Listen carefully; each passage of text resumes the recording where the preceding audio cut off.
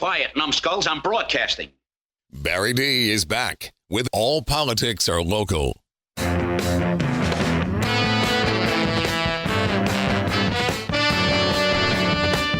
This is All Politics Are Local, and I'm Barry D, and we are back live in the WCHE studios, and I have a jam-packed show for you today where the election continues on like reruns from It's a Wonderful Life at Christmas Time.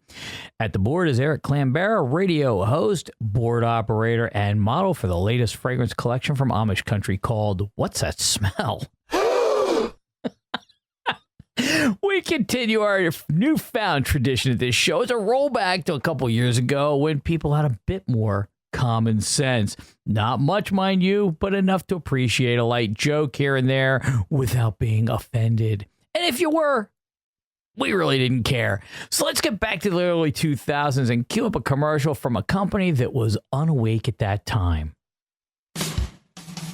Bud Light presents Real Men of Genius. Real men of genius. Today we salute you, Mr. Fancy Coffee Shop Coffee Pourer. Mr. Fancy Coffee Shop Coffee Pourer. What do you do with a master's degree in art history? You get a nose ring and pour coffee for a living. Pour it on now. Why is it called a latte? Maybe because it costs a latte, and it takes a latte time to make. A whole lot of latte. Someone ordered a cappuccino? Step aside. Let the man who works the milk foamer take over. Step aside. Sure, you charge $5 for a cup of coffee. It's putting that tip jar out that takes real guts. Yeah. So crack open an ice cold Bud Light, guru of the ground roast. It's not the caffeine that gives us the buzz. It's you. Mr. Fancy Coffee Shop Coffee Pourer. Bud Light beer, Anheuser-Busch, St. Louis, Missouri. That commercial's so old, that's when coffee cost $5. So now, today's monologue. Eric, gonna try this again?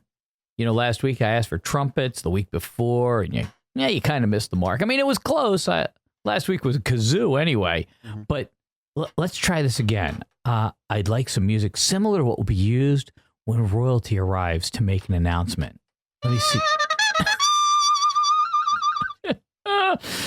You're getting a little bit closer. All right, I think I have the right one here.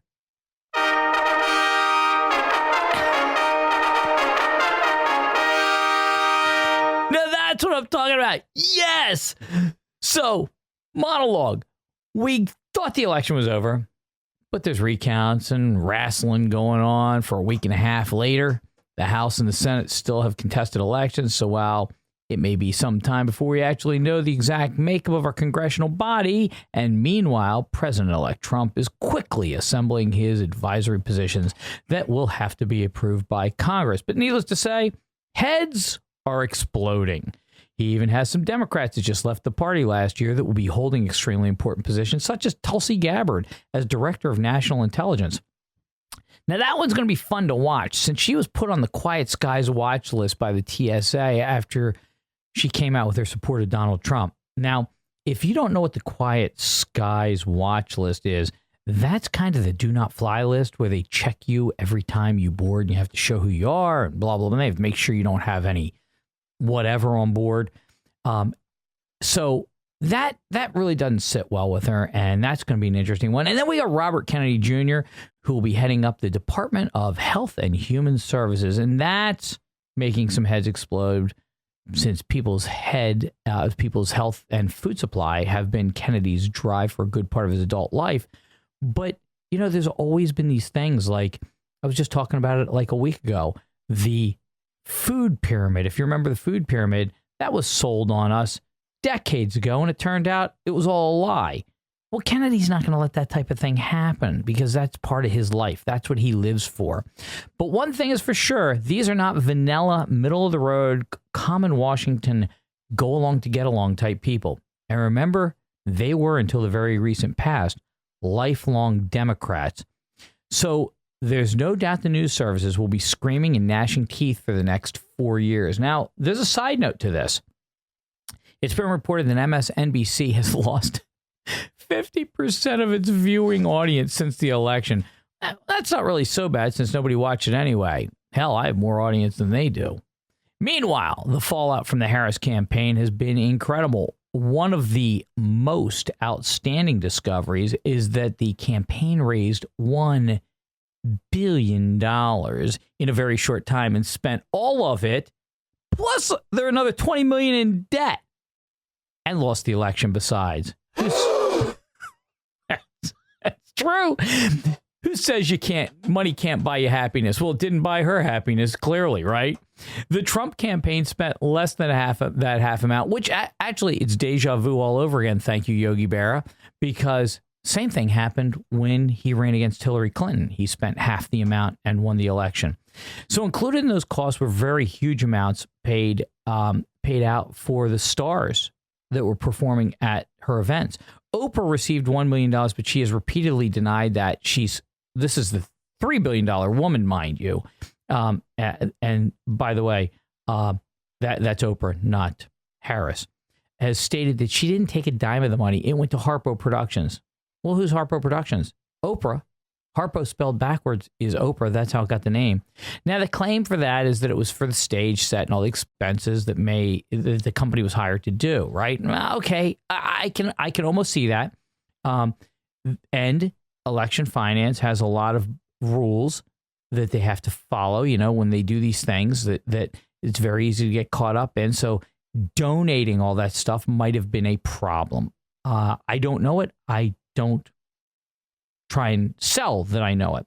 So maybe they should have just hired a different company besides her, and she could have come for free. But besides that, these entertainers that stand lockstep with their candidates, well, this is just another gig to them, right? So they can support them and come out and support them. They're supporting them for pay, okay? This is no different than when you purchase a ticket to one of their concerts, right? Except someone else paid for the ticket. That's all. And then there were the buses. Allegedly, the attendees were bused to the event to fill it up. All of this is in campaign finance reports and is being dug up by people far smarter than me. No! But look, I'm not the person that ran the campaign. There were people out there hired to do that. They are supposed to know what is best. But what comes to mind, and a ton of memes on the internet now, is that the candidate took in $1 billion in a period of just a couple months. I mean, that's some serious collections, right? Blew through it plus $20 million she didn't have, and then claimed she was going to fix the economy. Now, I want you to think about that. That's a Washington mindset. No, it's a government mindset. Is it any wonder why our country is so far in debt?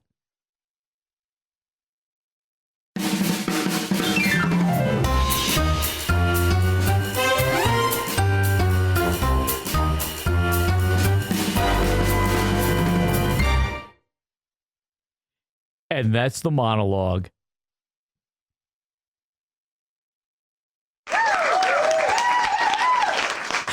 My audience is so well trained, they don't clap until that applause light comes on. And another thing in local news, Eric Clambera, in addition to being a producer of the show, also has his own show and co-hosts the morning show every week on the station, is also a journalist that writes for several blogs and used to write for the Quad, the Westchester University paper. That's kind of my alma mater. Is it my alma mater if Eric, I went there for 3 days? We'll let it slide. We'll let it count. Yeah, I need a letter jacket. Well, he sent me an article published just the other day titled, "No, We Can't Be Friends If You Voted Red. Both Sides Advocates and the Paradox of Tolerance" by Gwendolyn Nolan. I was very intrigued by this article and thought it'd be great to have the author come on for a show. Nice interview, but I've had a difficult time locating Ms. Nolan. There was no email listed for her with the Quad, so I wrote an invite in the comments section of the article. Now, those comments are held for approval, which I totally understand. That's what I want. I don't want my invitation published. I'm just looking for an interview. So far, there's been no response. It's only been about 24 hours, and if anyone knows Ms. Nolan, tell her to get a hold of me. I'll send out a couple more notices, see what I can do. So please read the article for an interesting perspective on politics and relationships. You can get to this by Googling Westchester University, the Quad, Gwendolyn Nolan. I love that name, Gwendolyn, by the way. Meanwhile, I have some correspondence dated November 12, after the close of business for the county, from Tyree Lewis. On behalf of the Diversity, Equity, and Inclusion Committee of Chester County Government, a person that won't respond to my repeated invitations to come on the show to talk about the taxpayer-funded committee. By the way, that invitation is still open, Tyree, with no pronouns. How weird coming from that committee. Anyway, the letter is listing some events county employees may be interested in, which includes a Chester County Employee Training Zoom class for supporting transgender people on the job with instructor Corinne Goodwin on November 12th. So that class was over by the time this letter was actually distributed. Good job, Tyree. Come on my show. Let's talk. Tell me about your organization. The taxpayers would be very interested. Also coming up on November 20th, they have in their newsletter from 6 to 7 at the Unitarian Congregation in Westchester, they will be celebrating a Transgender Day of Remembrance. Not sure if that is for the transgender war heroes or what the remembrance is, but there you go. Also, if you want to hear Ken Boyer, a national leader in DEI, as a speaker on November 21 at 6 p.m., he will be appearing at the BPMC Room 101 in Westchester, or at Westchester University. No registration is required. Veterans Day was most likely left off that list because it was a day before the notice was written, much like the Zoom class. As a side note, I'm still working on my DEI instructor certification and should have it completed soon. Thank you. Thank you. Look, I've been working hard at it. So listen, why don't we get over to our 5 minutes with Jack and see what he has to say?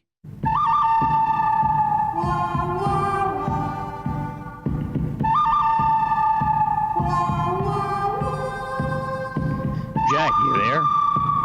Barry, I'm here. Happy birthday, Barry. Well, thank you, Jack. I greatly appreciate it. Hey, what do you got for me today on 5 minutes with Jack? Well, Barry, we know that the election is over, but it's not over for everyone. So we all know that being an election denier is not a good thing. But apparently, no, that's a bad thing. It is a bad thing, but apparently the incumbent for the senator of Pennsylvania, Senator Bob Casey, is demanding a recount. As you know, he never conceded to McCormick, even though it was clear that he won. And now it looks like it has been triggered because it's less than 0.5%, that a recount will commence next Wednesday, the 20th. All right. What's the separation? How many votes? Do you have any idea? So 35,000 votes separate them. And they have a specific timeline that they must conduct this recount. Again, it will start on the 20th, and it has to be done by the 26th. Anyone want to take odds that it won't be done by the 26th? Oh, no, it'll be done by the 26th. They'll crank that out. Well, let me ask you this, Barry. Do you recall any time to where the one that is initially called the winner is a Republican and the one behind is a Democrat, and then there's a recount? Has there ever been a case to where the Republican held that spot and was declared the winner at the end of the recount? Well, not that I can recollect. Now, I can share with you one that happened, a while back. It was, 15 years or so ago. That was Al Franken when he ran against Norm Coleman. Do you remember that one? Oh, Al Franken. I'm Al Franken, of course. Norm Coleman beat him by roughly 500 votes. I think it was like 475 or something like that. And Franken demanded a recount. It dropped a little bit for Coleman, but not that much. But then recounts started across the state.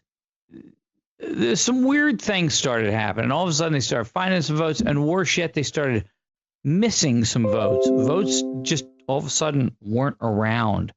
It was very strange, and they just kept counting and counting until the numbers changed over to Franken, and then it was very odd. It got to the point where Franken ended up with more votes than Coleman, and he had like a 250 vote lead, but there was a whole bunch of challenges and things like that. So finally, Franken goes to the governor and the Secretary of State of Minnesota for an election certificate so he could take his office, right? They deny his request. So he has to go to the Supreme Court to order them to do so. And then finally, the Supreme Court goes through all of the these different challenges and all that. And it just got bad. And by the time it was all said and done, Coleman lost and Franken was put in place, winning by 312 votes. So it basically reversed itself, and he ended up winning. What is really interesting about that is not only was he a lousy senator, I don't know if you remember, he ended up out because of a kind of a Me Too sex scandal where they had a picture of him. I guess they were going to some entertainment thing for the troops, and somebody took a picture of him with his hands over the breasts of like a reporter or something while she was asleep on the plane, and he was looking at the camera smiling. Well, that picture came out, and it reviled people so much he was forced to resign his position. Not a good look. No, but he was a champion for everybody, remember? He was that guy. He was a terrific guy. He would never do that. He was never a good guy, and it's a shame because Norm Coleman was actually a very decent human being. But it's funny how things work out in politics, right? It certainly is, and I'm a big believer in karma. So something a little closer to home as well, Bucks County, the Democrat commissioner there violated their own rule. So one of the commissioners is a Diane Marzglia, and I might be mispronouncing that name. She had something interesting to say, Barry, and I was going to play that real quick, if you don't mind. No, go ahead. Let me play that. Is to reject or dismiss the challenges in this category in front of you? Correct, yep. Not going to second that, mostly because I think we all know that precedent by a court doesn't matter anymore in this country, and people violate laws anytime they want. So for me, if I violate this law, it's because I want a court to pay attention to it. Did you get that, Barry? Yeah, so what did that involve, Jack? Well, she wants to count some illegal ballots that the Pennsylvania State Supreme Court had already ruled on, that you can't count certain mail-in ballots that don't meet a criterion. So this commissioner, who took an oath to uphold not only the Constitution of the United States, but the Pennsylvania State Constitution, is saying, no, I have no intention of following the law or following precedent. So she's counting ballots that probably are either dated wrong or not dated at all, because that was the big sticking point a while back, and the Pennsylvania Supreme Court ruled that you cannot count those ballots. That's correct. I find that interesting, because if that's indeed what she's doing, I would hope that criminal charges are pressed on her and she is arrested and prosecuted to the fullest extent for doing that, because that is the law of the land. If she wants them to take, to pay attention to what she's doing, I would help them with that. Certainly a perp walk would be in order. I think that would definitely get people's attention, and hers. Yeah, well, unfortunately, being a Chester County resident and you being in another county, we're not in the proper county for that. But I'm sure there's people in those other in Bucks County that would be more than willing to file against her on that, as they have the obligation to do so. I agree. You got anything else for me today, Jack? No, Barry, if I didn't mention it earlier, happy birthday, my friend. Well, thank you. 42. I'm 42 now. You don't look a day over 41 to me, my friend. Well, thank you so much, Jack. I appreciate you coming on, and we'll talk next week. Certainly. Thank you. All right, let's take a break to pay some bills, and then I have a call-in guest to talk about his voting experience up in North Coventry Township. Barry D is back with All Politics Are Local. All right, we are back, and I do have a call-in guest today. It's Dan. He's from up in North Coventry, and he contacted me, as I would ask any listeners that want to report in something. We'd love to have you on and hear what's going on in the parts of the county that's not hitting the news. So, Dan, welcome to my show. Thanks, Barry. Pleasure to be on. And happy birthday to you, and great choice of the music with Chicago's 25 or 6 to 4 there. Right. How do you not like the horns, right? I love it. Love it. As a saxophone player, I love it. Right. It's unbelievable. Well, listen, to bring the audience up to speed, you contacted me the other day to talk about your voting experience in North Coventry Township. So why don't you break it down for me? You got about 5 minutes and we'll talk about this. Go ahead. Sure, absolutely. Yeah. So I showed up to vote, and when I got in line and went before work at 7:15 in the morning in North Coventry Township, got to the front of the line and they said, "Oh, you're on the mail-in list. You can't get a ballot. We have to go behind the desk and get you a provisional ballot." And I thought that was odd. It was my first time voting there because I moved over the summer and wasn't asked to show ID, which I also thought was odd. But okay, understand it and figure we'll get this sorted out with a provisional. Went, filled out the form, voted, and instead of running it through the machine, I was told, no, the provisional ballots, we have to put them in an envelope and send them in. So the person took my ballot, looked at it, and instead of looking at it upside down, which I also thought was odd, handed me my receipt and said, okay, you can go on your way. You'll be able to check it at some point on the voter services website and see that this was cast. So went back a couple of days later to the website. Doesn't show that it was recorded. It says come back 3 to 7 days. Went back in 7 days, wasn't recorded. Went back in 8 days, wasn't recorded. 9 days, not recorded. Today's day 10, it's still not recorded. And I think what I find odd about that, Barry, is we're now in the middle of triggering a recount for the Senate race, but it doesn't seem that all the votes are counted. And I could search by number, and it doesn't look like any of the votes that are provisional votes have been counted. I put in a whole bunch of random numbers figuring, well, my ballot is 0004. I'll look at some other ones around that or different numbers. The website says there were over 2,000 provisional ballots cast, but I'm not seeing any of those as recorded. That's interesting. A couple things that struck me. One of the things was, had you moved? Were you new to the county or new to that township? New to that precinct. Yeah, okay. I had voted in a prior precinct before, but over the summer when I moved, I made sure to change my voter registration to the new precinct. And I was in the book. It was just I was in the book as having requested a mail-in ballot, which I never received, nor had requested, quite frankly. Yeah, I've seen a lot of those types of things. I've seen it. I've requested it and not gotten it. I've requested it and it's been sent to a different address where they changed my address. Then they said I did it. And then when I questioned them further and said, man, I'd really like to see that document. All of a sudden they did the voter services 2-step and all of a sudden said, oh, no, we'll fix it. Well, why are you fixing it? It's past the time to fix it. Well, they were fixing it because somebody changed it and it wasn't me. So I feel your pain on that. And then you get to the point where now you're a new voter in a new precinct. They don't know who you are and they didn't ask for your ID. Really?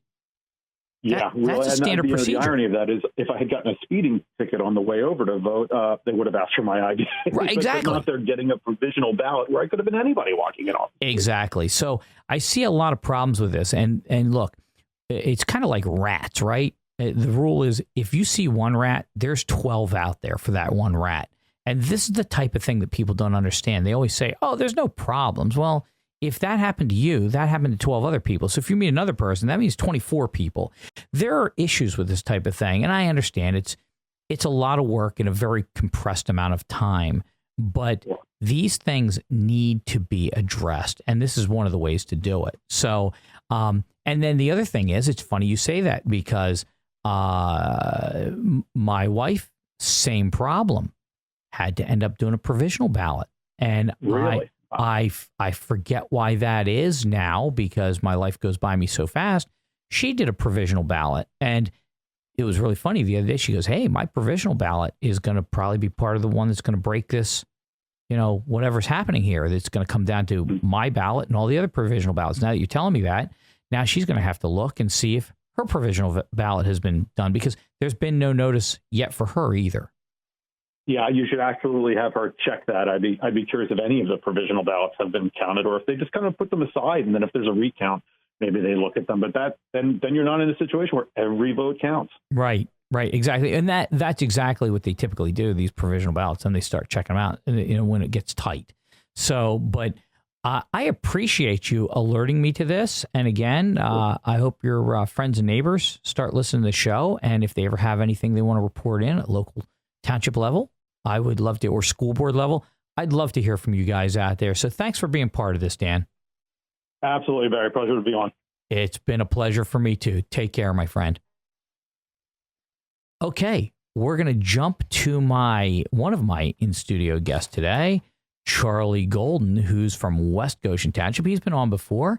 And, you know, Charlie, now that this show's kind of been in the swing of things, we typically have some theme music for our guests. So here's yours. Thank you for being a friend. Travel down the road and back again. Your heart is true. You're a pal and a confidant. Okay, now the reason for that is because that's the Golden Girls theme. Okay. And you are a friend. I mean, we only know each other from being here in the studio, but you're a great guy. You bring great information to the public. And I cannot tell you you're a friend because you're a friend to the county because you bring in this information. Well, thank you, Barry. It's really nice to be considered a friend. This is all new for me, too. And we're just in the middle of election season, it seems, but it's also another season. It's budget season for these townships. So I'm going to switch gears a little bit on you and talk about budgets. Yeah, so Charlie is from West Goshen Township, and this is where you've now put your focus.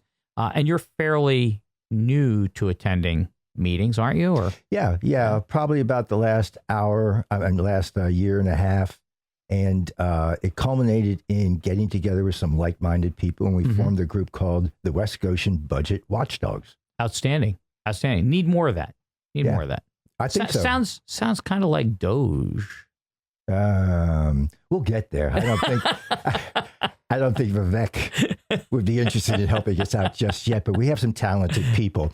And the result of that in the last meeting was they actually put an agenda item on for us to discuss the general fund balance policy, not the general fund balance itself, but the policy. Well, that quickly went off the rails. It was driven by the board's really confrontational behavior. That's on the internet, and I didn't see it from you. I saw some stuff from Carla from Chester County Ramblings. Right, and well, I would suggest it's another civics lesson, but you can go on there and you can see the whole meeting. But it wasn't very long into that meeting that we heard things like not true, inaccurate, even lies. But I think the worst of it was I felt we were being talked to like misbehaving 5-year-old children.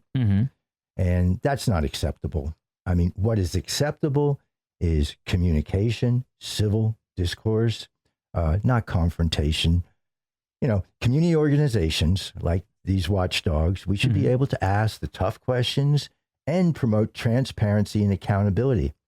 Thomas Jefferson said so. Yeah, well, that's important. It's the citizenry participation that makes the difference. Absolutely.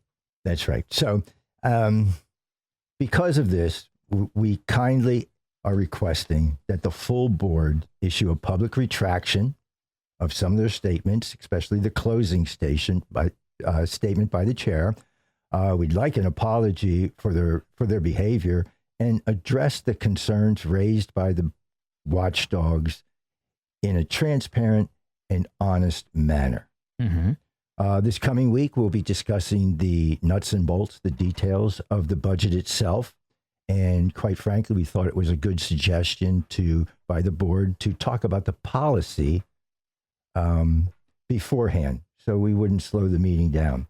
But what we found out was the policy, which specifically states a minimum that a township should have for being fiscally responsible, also sees in good times a maximum. And our understanding now, clear understanding from the board, is they do not ever want to cap on the maximum.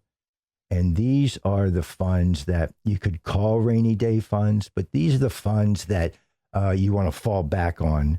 And sure. I mean, a minimum should be 2 to 3 months. I think we're all comfortable with 6 months of your budget. In our case, that's about $10 million. Well, we've built that up to $21 million. Holy smokes. You have $21 million in your account? and we can't give up a penny of it, I'm told. Do they have some major project coming up? Yeah. So 2 years ago, they had an engineering company, I won't mention the name, but an engineering company do a very good report on their storm sewer systems. Mm-hmm. And there's about 16 systems in our township that are close to end of life. Mm-hmm. And that total inventory is about $45 million. So that's nothing to put aside or ignore. Granted, they've had that for 2 years. Right. So when asked, if we have 10 million more in our fund than we think we need for fiscal responsibility, how long is it going to take us to spend this 45 million? And the answer is 30 to 50 years. Oh, okay. That seems very manageable to me, right? If they're doing a piece at a time, it's not like they're ripping them out all at once, right? So do a piece at a time. But what we don't have is we don't have it on paper, right? A cash flow by year, even it doesn't really show up in the 5-year plan or a 10-year plan. And this is all part of the transparency. So what we're really asking for, at the least, is a clear and simple text of the board's intention. It should be communicated to the taxpayers of West Goshen, and any future projects where there's GFB spending, the general fund balance spending is planned to be used, we should be aware of it. We should be able to go in and see it. We think that's the only way that we're really going to restore trust between the board and the community. And that's an objective of ours. That's terrific. I mean, look, that's what needs to be done. In a lot of cases, you find them to be confrontational. I can tell you in West Vincent Township, they have 2 supervisors that are out right now. One is very sick and the other is sick, both with serious problems. And we have one supervisor, the other 2 supervisors not stepping down. How do you pass a budget? How do you vote on anything? We don't have a quorum. We have nothing. And these things need to be addressed. And that's exactly it. You need more communication between the public, and you need to step up. It's not just about you as a supervisor. You are there to work for the people to make sure these things get done. And so with things like yours, I would hope that they would start to cooperate with you. But unfortunately, lots of times it becomes personal to those people instead of, hey, we need to work together and make this work. And that's a problem. Yeah. And even in private business where I came from, 40 years of project management, really difficult projects. Unfortunately, when that one person starts to make it personal, it really slows the process down even sometimes. Well, it becomes irrational. It does. It gets irrational. So, again, I think what we're requesting the board to do is the right thing. Retract some of the closing statements by the chair and give us a public apology, and let's get back to even keel. And quite frankly, if that means sidestepping the chair and at that point finding somebody more even keel, even the vice chair of West Goshen is a very even keeled people. Well, then let's do it. Let's get that. I don't want to call it anger, but let's get that confrontation out of our meetings and make some real progress. Well, let's hope that the other supervisors on the board realize that they have an executive session and they work something like that out, because it would be nice to see that, because you need to work. You need to work together. And if you don't work together, confrontation festers. It becomes worse, and you can't have that. Charlie, I really appreciate you coming on the air with me. Thank you, Barry. It's always a pleasure. And of course, you're always welcome back. You know that. I hope someday I work myself out of a job and there won't be any more issues. And West Goshen continues to have the beautiful people on boards and commissions and prosper. There you go. And I'm determined to see that happens, Barry. Well, thank you so much. We're going to take a commercial break and we're going to come back with our next guest. Barry D is back with All Politics Are Local.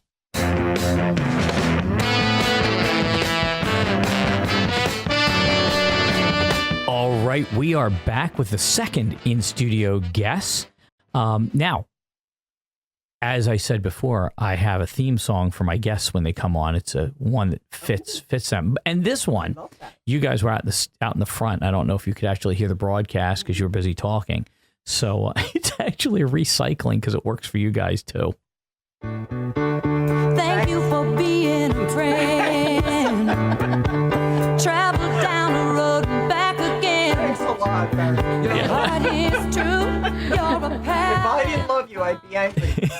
didn't feel old Guys, enough already. slip in a little closer to the microphone if you Okay. can. Get in there. Snuggle in there, okay? A little bit. Well, I'd say it's not the Golden Girls for you. It's like the last guy on. He was Charlie Golden. For you two, it's because you are friends to the most vulnerable of people. That's so true. So that is what it's for you guys. Thank you. So you guys are absolutely dedicated people. So my guest today is the lovely and prestigious Leslie Holt from A Child's Light. I've had her on the show before to talk about her work, and this is an important part of the year for organization. So I felt the need to bring her back on, and she also brought somebody else with her. So why don't you introduce yourself? Getting close to that mic. Okay. I'm Deb Willett. I am the program coordinator for Grand Family Connections of Chester County. We're a program under the Coatesville Center for Community Health, and we help support and advocate for grandparents, aunts and uncles, older siblings, relatives and non-relatives who are raising the child or children of someone who can at the time. Oh, you guys are a dynamic duo, the two of you. And Leslie, talk real quick, brief people on A Child's Light. Oh, so what we do at A Child's Light is we fund children who have been severely abused to get mental health treatment. And we work with children between the ages of 2 and 18. And we send them to different modalities of treatment, such as equine therapy, art therapy, music therapy, somatic therapy, anything that will reach these children so that they can get on their healing journey as quickly and efficiently as we can get them to that point. And we keep them in therapy long term, meaning normally 9 months to a year, and sometimes a little over. That's fantastic, because if you guys get to them early, yes, and that's the big thing. Yes, it's so important that you're there for them, because there's like government offices, things like that. They're always looking for NGOs to do the job. They don't have the capability. Well, all the money that's floating out there, I don't know. I'm not the wizard of the budgets and where the money goes. I wish you were. Yeah. I don't know what I'd be able to do. It would be scary. So tell me, you're here today. Tell me, what's the big deal? What do you got going on right now? So first of all, I just want to tell you and all of your listeners, Barry, that Debbie Willett and I are partners in crime, and we are normally on the phone referring kids back and forth to one another. Mm-hmm. So Grand Families and A Child's Light were pretty integral in, getting the kids in Chester County the help that they need. So that's why I wanted, and Deb is an expert on the county systems. That's why I wanted her to jump in here, because she'll forget more things than I'll ever learn. Right. She's my Sherpa. Truly. But I wanted to tell you that right now there's an emergency. There is a childhood mental health emergency in Chester County. Mm-hmm. And the reason for that is because one of the biggest community health providers in the county is leaving at the end of the year. Oh, no. Oh, yes. Mm-hmm. And so we at A Child's Light have seen an incredible upsurge of calls and emails. And just to give you an idea of what we have seen, so in just 12 hours, we have had different people call in looking for help for their children who would normally go to this agency. Mm-hmm. And 4 of them under the age of 9 who have been sexually assaulted. Oh, God. And the parents and the caregivers are desperately searching for treatment for their kids. Under the age of 9 being raped. That's unbelievable. And these are kids who would normally probably go to this agency and we might get one. But those are just cases that someone is reaching out to the benefit of this child. Right. So we don't even know how many more there are that are People not that don't being know helped. where to go. People that don't know what to do. Exactly. Yeah. And so this is right now. I mean, I hate it. This gives me no pleasure to say that this is what's happening in the county. Yeah, and you know, Chester County, the wealthiest county in the state. Yeah. You know, out doing a lot of people think it's Bucks County. Nah, they lost that title a long time ago. Yeah. You know, and here we have these problems, and it just goes to show how insidious it is and how many animals there are out there. Well, that's true. You know, that's the problem. The discipline is unbelievable. So what is it that you guys need? Money. It all comes down to that, doesn't it? Yes, and I hate to say it, you know, but in the simplest terms, that's what it is. We always listen. It's not just Chester County that is experiencing this, but with the loss of an agency of that size, this is impacting kids. I know of someone personally that their child was going to this agency, has been using this agency for 2 years, was told by their therapist that they were going to be leaving at the end of the year. This child is suicidal. He's suicidal because he's going to lose his therapist. Oh no. Oh, this is a really big thing. And I can't tell you how many emails now we get at a child's late people desperately looking for services. And you know what? I would take every single one of them if I could. Right. If you could. I don't have that budget. Yeah. So it's to get to these kids, it always comes down to the same thing. Well, I'll tell you what, speaking of that, I have to pay some bills, and we're going to come back and get your message out to the people, and we're going to talk about what they can do, where they can do it. And of course, I'll also push it on my own Facebook page, and we'll see WCHE doing the same thing for you. Okay, so we'll be back in a couple minutes. Barry D is back with All Politics Are Local.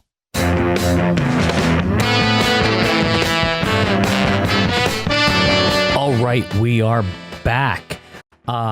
We left off the conversation on a very important note. Money. Money makes the world go round. I always say to people, what makes a hot air balloon fly? And the kids always say hot air. And I always answer money, and the parents laugh. So that's what it takes. And that's what it takes, especially in a case that we have with these kids with all this trauma. For sure. So take it from there. Get close to that mic. So go ahead. Do you want me to? Yeah, go ahead. Yeah, the children that are being raised by, they're called kinship families or grandfamilies.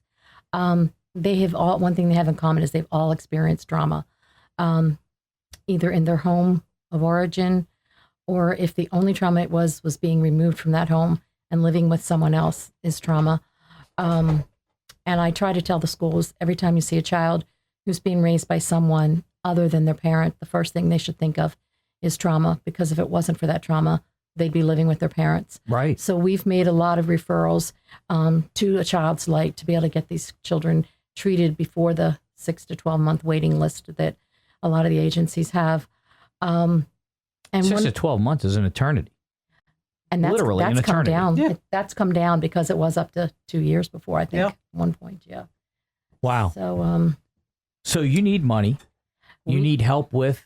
we need help with legal to get them, help the grandparents get custody of the children. Often these children are either dropped off or left there by the parents. And without custody, they cannot enroll them in school. They cannot seek medical attention for them. They cannot get mental health services. We've had some places where they were able to get medical insurance for the kids, but without custody, they could not have a tooth pulled or extracted. Oh my God. We ran into a thing. It was a last spring, 3 different families. The kids had badly infected teeth and could not have the surgery done without them having custody or the parents signing, and trying to locate these parents is usually not, you can't find them. And, you know, and the thing is, to Deb's point, is that a lot of these children, the reason that they're living in kinship families is because, yes, I'm going to pull on the thread, is because of substance use disorder. Mm-hmm. And some of these children have lost not one, but both parents. Which has become an epidemic. Oh, yeah. It's out of control. And no one seems to talk about it. but Debbie and I get the calls, Right. especially Debbie, and then it gets filtered. The kids get filtered to us. Right. Those actions happen, and the consequences fall on you. Right. And there are children, families completely broken up, 5 kids within the family, but living all in different places, with being traumatized. Some of them seeing their parents pass away in front of them, and then going to live with an aunt, an uncle, someone who will take them. And do they ever get mental health treatment? No, they don't. And part of that also is for the children whose the parents have passed, the grandparent steps in and takes care of the children and doesn't address their own grief. Because also a lot of times it's either their adult child, the son or daughter. And like Leslie was saying, that it's substance abuse, mental health, and incarceration. It's that vicious cycle where there's mental health, they treat with substances, and then they end up incarcerated. And we have, like Leslie said, that they've either lost them through death by substance abuse or incarcerated. We have several families where both the parents are incarcerated. One's incarcerated, one's out, one's in. It's a vicious cycle. So these kids that go through a lot. Right. And it becomes a revolving door. Yes. People that get in, and the legal system, the way it works lots of times, ends up being that way. It puts them right back in. It's hard to get back out. Yep. It's almost engineered for that. Now, look, they do create their own problems. They have their own mental issues too, and they need help, and that's not getting addressed. I understand Norristown State is even done. I remember the days of Pennhurst, and there were the problems with the abuses in Pennhurst, but the rule became throw the baby out with bathwater. Right. Then we ended up with our homeless problem. Now we have all the homeless problems. Yes. Well, all this is just an extension of that in a lot of these cases, right? Because the people can't get the help they need. Right. And it used to be available. But so our thing, Barry, with A Child's Light, and I've often thought about changing the name and changing it to Upstream. Because what we try to do, and thank heavens with Deb's help, we try to address these problems before these kids stop going to school, become pregnant at 11, 12, 13 years old. End up in the juvenile system. Yes. It ends up being a perpetuation of the parents to the children. Yes, and all it comes back to, the genesis of all this is mental health. And we just had a little girl. I just have to impart this little story. So we had a little girl who was being trafficked. We kept her in services a little over a year. Right. This amazing child, young woman now, is at a university, and she is studying criminal justice because she wants to work for the FBI or the CIA to work in, guess what? Human trafficking. Breaking up the human trafficking, Yes. which is being kept so quiet. I mean, there are certain people that are talking about it, but a lot of people are just in denial over it. And the thing is, she would have stayed in that abyss. And she, she wrote me a lovely narrative, and she didn't even know where her life was going to go. And now here she is in a university. And all that took was an investment and saying, we believe in this child enough to invest in her. And now here she is, this contributing, responsible, happy young woman. And isn't that what we all want? That's exactly it. Yeah. It becomes a functioning part and contributing part of society. Yeah. Right. As opposed to a draw on society. Exactly. And that's what I keep coming back to with this also, and all politics are local. This costs us. How much more does it cost us if we don't fix it? So much more. Right. We funded a little girl from Guatemala. I'm sorry. A little girl that was here just living in Chester County. And it cost A Child's Light $2,400. She went into our equine. She went to an equine program that we funded. And another success story. This other little girl, she's in a college right now. And it was an investment of $2,400. Save that child's life. Okay, so maybe that doesn't touch you. Maybe you're a numbers person. How much did that save the county? Right. How much did that save the state? Right. Right. Because this child was so traumatized and with so much abuse. She was in the foster system, and everything bad that could have happened to this baby happened to her. Wow. Here she is in college, $2,400, a child's late invested in her, and she changed her life. Okay, 30 seconds. Give me the sales pitch. I need to know. Wasn't that it? No. That's really it. As far sales pitch. Let's get to the close, shall we say? Okay. Where can people donate? How can they do it? How can they contact you? A volunteering of legal services, whatever. How do they do it? I'll let Deb go first. Go. Okay. The Coatesville Center for Community Health is in Coatesville. This is where the Grand Family Connections program. They can reach out to the director, Catherine Spurlock. My phone number is 610-246-2261 or dwillettadvocacy@gmail.com. Perfect. Leslie? And so anyone can reach out to A Child's Light. Our phone number is 610-405-2968. And our website is www.childslight.com.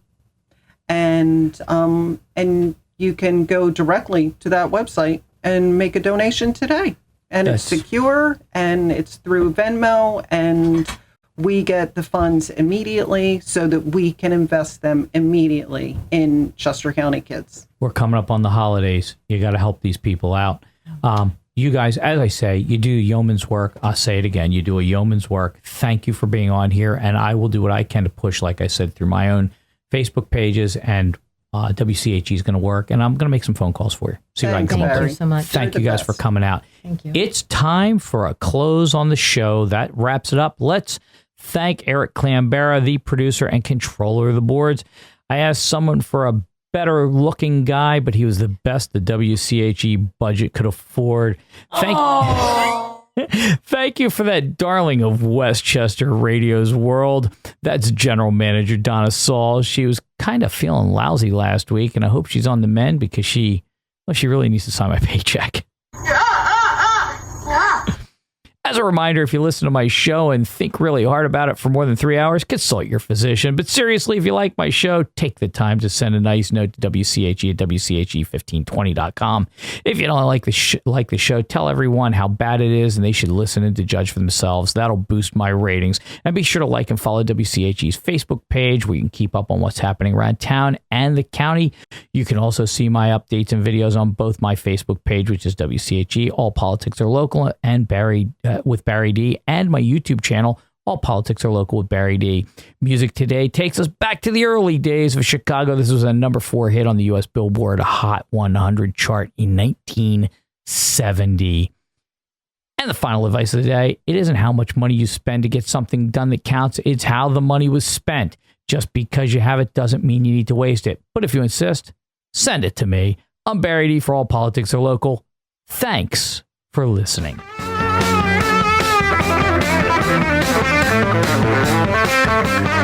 Thank you.